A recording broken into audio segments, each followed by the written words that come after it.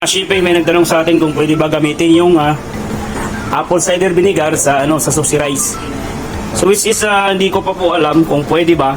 Siguro pwede siya pero magkakatalo lang sa lasa kasi baka lasang apple yung Tinignan ko ang nito at tinignan ko yung percentage ng acidity nito per volume 5% lang din. At saka yung ginamit naming vinegar, rice vinegar na miscan is 5%. So it is parehas lang sila ng acidity.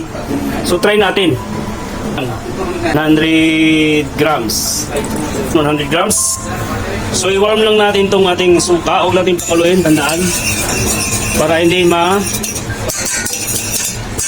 yung asim ng ating vinegar. Dapat nasa 60 to 80 degrees. That's holding temperature lang. Tapos, na tayong asin dito sa sukal. Didissolve lang natin to. Yan. Alalay lang sa apoy. Patuloy lang sa paghalo hanggang ma-dissolve yung ating. Ay, na-dissolve na po siya mga ka-shipping. Pero mas matapang yung amoy ng apple cider vinegar. Try lang natin. May combo tayo dito. Ang gamit ng combo, pampa-flavor lang. Lang natin to, isusok ng about 24 hours para testingin lang din natin yung lasa. Parehas lang. Pero talaga, lumilitaw yung lasang apple talaga mga ka-shippy. Tignan po natin kung pwede. Sushi rice. Kunti lang nang imimix natin kasi meron tayong sushi rice. Nagamit natin yung ating ginagamit na sushi vinegar. Ito yung gagawin ko, yung sa apple cider. Gawa lang tayong kunti. Curious lang kasi ako dito.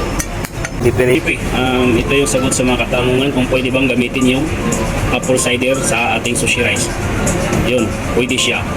Ngayon ko na yung apple cider. Ito yung ang resulta. Kita nyo ang kinagkakaibahan. Ito yung apple cider, ito yung miscan vinegar, yung sushi rice vinegar.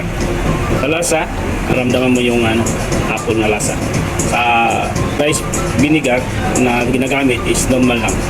And dati nung nagtrabaho ko sa Nikkei Cuisine, gumagamit kami ng gumamit kami ng American Garden Meat. Sana malinawan kayo doon sa mga sa mga tanong nyo. Pinsa sa dalawa. Ito yung gawa sa ito yung nakamarinate sa miscan vinegar. Ito yung sa apple cider. Ayan, apple cider, tagtabi natin. Ayan. Mas makulay ang mas matingnang apple cider. Please like and share this video. Thank you. Peace.